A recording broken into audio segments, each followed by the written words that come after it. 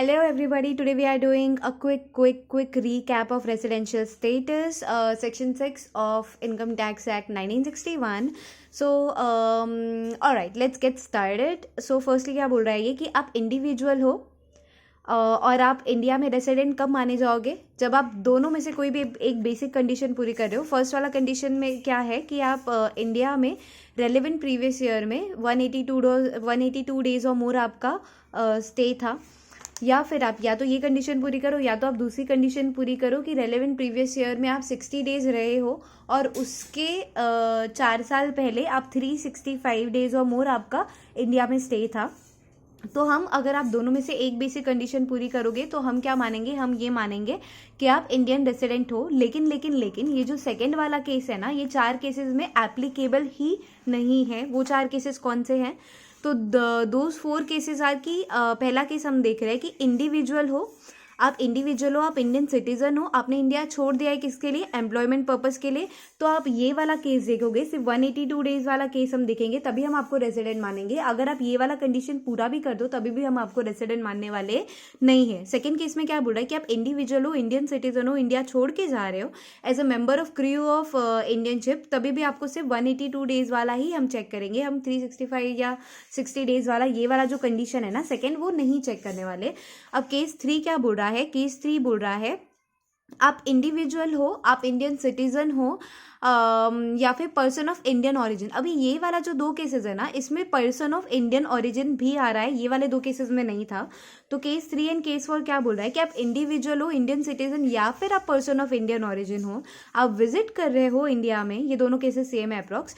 Total income except foreign source income अगर up till 15 lakh है ना, तो फिर अगेन 182 डेज वाला चेक करेंगे. 60 और 365 वाला जो कंडीशन है वो नहीं चेक करेंगे. हाउएवर केस 4 बोलता है कि आप इंडिविजुअल हो, आप इंडियन सिटीजन या फिर इंडियन ओरिजिन के हो, आप इंडिया में विजिट कर रहे हो. हाउएवर आपका जो टोटल इनकम है except foreign source income that is more than 15 lakh. When we say more than 15 lakh, तो ये वाले 3 केसेस में तो हम देख रहे थे कि 182 डेज और मोर रहना चाहिए. हाउएवर व्हेन वी से कि मोर देन 15 लाख, उस केसेस में क्या होगा कि आपका हम चेक करेंगे कि आप कितने दिन इंडिया में रहे हो रेलेवेंट प्रीवियस ईयर में. That would be 120 days and वाला कंडीशन है कि 365 डेज वो 4 साल में आप रहने चाहिए हो. So I'll show you guys a quick recap over here, which is अभी एक्सेप्शंस वही हमने क्या देखा था कि अगर बेसिक कंडीशन आप 1 पूरी कर रहे हो, 2 पूरी नहीं कर रहे हो, तभी भी आप रेसिडेंट हो, क्योंकि दोनों में से एक करनी है. दोनों नहीं करोगे तो एनआर बन जाओगे, दोनों करोगे तो आर बन जाओगे. अब जो कंडीशंस है ना, बेसिकली एक्सेप्शंस है उसका, वो वही जो हमने पीछे पढ़ा कि आप इंडिविजुअल हो, इंडियन सिटीजन हो, इंडिया छोड़ के जा रहे हो एम्प्लॉयमेंट पर्पस के लिए, तो आपका 182 डेज और मोर इन रेलेवेंट प्रीवियस ईयर में चेक करेंगे. सिमिलरली क्रू मेंबरशिप के लिए भी 182 डेज देखेंगे. और टोटल इनकम एक्सेप्ट वो वाला जो अपना था कि इंडियन ओरिजिन भी हो, इंडियन ओरिजिन के भी हो, आप विजिट कर रहे हो इंडिया में, और आपका जो टोटल इनकम है apart from foreign source income that is up till 15 lakh, in that case भी हम लोग 182 डेज और मोर चेक करेंगे. हाउएवर आप विजिट कर रहे हो इंडिया में, total income apart from foreign source income 182 days 15 lakh से ज़्यादा है, इन दैट केस हम लोग एक कंडीशन रखने वाले हैं, या तो आप 182 डेज और मोर होगे तो आप भाई रेसिडेंट बनने वाले हो, या फिर आपका जो रेलेवेंट प्रीवियस ईयर था उसमें 120 डेज और मोर है और 365 डेज वाला कंडीशन है, प्लस और नहीं सॉरी, तो 120 days plus 365 in the 4 years. तो आप क्या बन जाओगे? आप बन जाओगे रेसिडेंट बन जाओगे. सिमिलरली ये वाला जो है, ये वाला बहुत इंपॉर्टेंट है. ये क्या बोल रहा है बेटा जी? ये बोल रहा है कि आप इंडिविजुअल हो, आप इंडियन सिटीजन हो और आप विजिट करो या विजिट मत करो, I don't give a shit. आपका जो टोटल इनकम है एक्सेप्ट फॉरेन सोर्स इनकम वो 15 लाख से ज़्यादा भी है और आप किसी भी कंट्री में टैक्स पे करने के लिए लाइबल नहीं हो, तो आप डीम्ड रेसिडेंट बन जाओगे. इसका मैं एक एग्जांपल देती हूँ आपको. सपोज एक पर्सन है मिस्टर विशाल गया है दुबई में.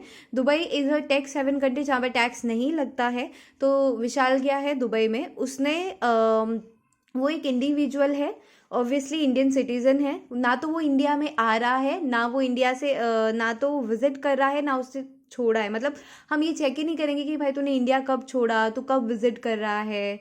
वो इंडिया में आया ही नहीं है. I you understanding what I am trying to say कि वो इंडिया में उसका विजिट 1 सिंगल डे का भी नहीं है। हावे उसका जो टोटल इनकम है apart from foreign source income is more than 15 lakh, और वो किसी भी कंट्री में टैक्स पे करने के लिए लाइबल नहीं है। इन दैट केस हम उसको मान लेंगे कि भाई तू रेसिडेंट है, हम उसको डीम्ड रेसिडेंट मानेंगे कि मानो या ना मानो मानना ही पड़ेगा कि आप रेसिडेंट हो। I hope I am making my sense very clear right now. अब after became resident we will check कि अभी हमने ये सारी कंडीशन देख ली, हम देखेंगे कि आर है कि आर एन ओ आर है। आर या आर एन ओ आर देखने के लिए हम क्या करेंगे, एडिशनल कंडीशन देखेंगे। तो एडिशनल कंडीशन में क्या है कि भाई resident in any 2 previous year, मतलब 10 साल में से कोई भी जो 2 प्रीवियस ईयर है उसमें आप रेलिवेंट प्रीवियस उसमें आपका 2 साल आप इंडिया में स्टे कर रहे हो, कोई भी resident in any 2 previous year out of 10 immediately. नहीं, इसमें बोलने का मतलब क्या है, I you trying to get my point. ये नहीं बोला कि 2 साल आप इंडिया में रह रहे हो, इसका बोलने का मतलब ये है कि जो last immediately preceding previous year है उसमें से जो दो प्रीवियस ईयर है कोई भी, उसमें आप रेसिडेंट होने चाहिए हो।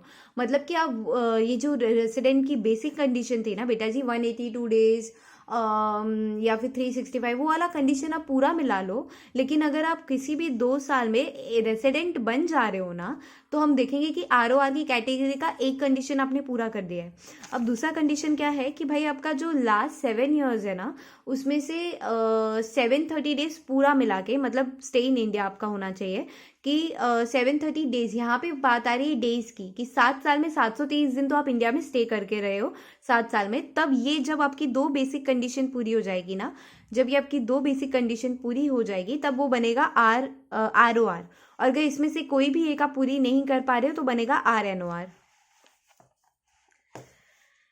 राइट, अभी इसमें वही हमने बोला कि अच्छा अभी ये 2 केसेस है कि भाई इसमें आपको डीम्ड RNOR ही माना जाएगा। मतलब बोलने का मतलब ये है कि आप बोथ एडिशनल कंडीशन व check in all cases except following 2 cases. मतलब ये जो 2 कंडीशन है हम हर केस में देखने वाले हैं, हावेवर हम ये 2 केस में एडिशनल कंडीशन नहीं देखने वाले हैं, विच इज़ कि आप इंडिविजुअल हो, इंडियन सिटीजन हो, visit in India for 120 days और more but less than 182 days और more, total income except foreign source income more than 15 lakh है, हम डीम्ड RNOR मानेंगे। क्यों हम डीम्ड RNOR मान रहे हैं यहाँ पे, क्योंकि आपका जो विजिट इन इंडिया है वो 120 दिन या उससे ज़्यादा है लेकिन 182 डेज से कम है। I you understanding what I am trying to say. तो इसमें डीम्ड RNOR का मतलब क्या है कि हमने ये जो 2 केसेस पढ़े ना यहाँ पे, दैट इंडिविजुअल है, इंडियन सिटीजन है, इंडियन ओरिजिन का है, विजिट कर रहा है इंडिया में, तो ये R तो बन जाएगा बट हम इसको मान ही लेंगे कि भाई वो डीम्ड RNOR है। I hope I am making my self very clear that Indian individual है, इंडियन सिटीजन है, विजिट इन इंडिया है, सब कुछ बराबर है, हम रेसिडेंट भी बट हमको उसको डीम्ड RNOR मान लेंगे कि भाई वो नॉट ऑर्डिनरी रेसिडेंट है, मानेंगे हम। और deemed resident under section 6(1) clause A deemed RNOR, ये भी किस केस में है कि ये सेम केस में था कि इंडिविजुअल है, इंडिया का सिटीजन है, इंडिया में आए या ना आए, टोटल इनकम 15 लाख से ज़्यादा है और वो और किसी कंट्री में टैक्स पे करने के लिए लाइबल नहीं है, तो ये डीम्ड रेसिडेंट भी है बट डीम्ड RNOR भी है। I hope now it's very clear to you.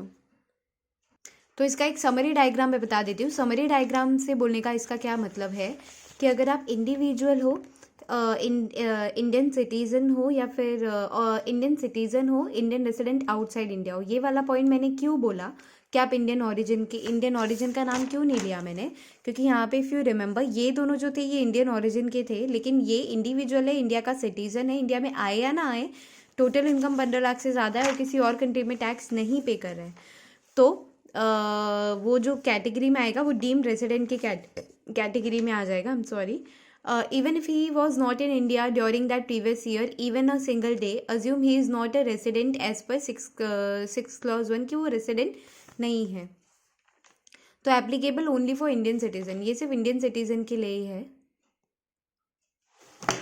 यहाँ पे येस नो का क्या मतलब है कि उसकी जो टोटल इनकम है वो 15 लाख से ज़्यादा है या फिर 15 लाख से ज़्यादा नहीं है। अगर 15 लाख से ज़्यादा है तो हम लोग ये वाला केस देखेंगे, 15 लाख से ज़्यादा नहीं है तो ये वाला केस देखेंगे। तो यहाँ पे जो एप्लीकेबिलिटी होती है कि period of stay in India is less than 120 days. अगर आपका जो पीरियड ऑफ स्टे इंडिया है वो 120 डेज से भी कम है तब तो आप भाई NR ही बनोगे, क्योंकि 120 डेज वाला भी एप्लीकेबिलिटी हमने दिया था कि भाई 15 लाख से ज़्यादा आपका इनकम है तो एटलीस्ट 120 डेज तो रहो, भले 182 डेज से कम रहो, 120 डेज तक तो आप रहो कम से कम।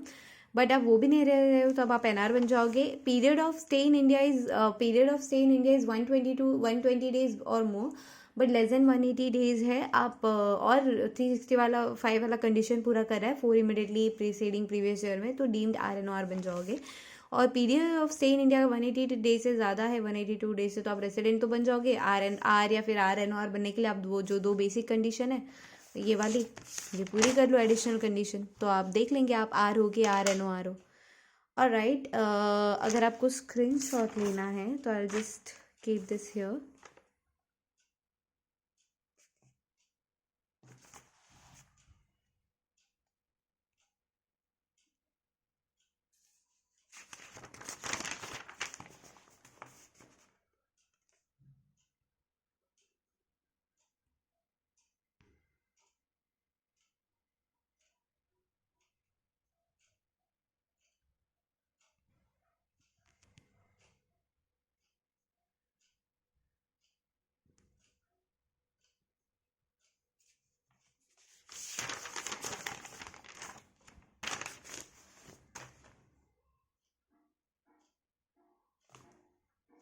Alright, thank you for watching. Bye for now.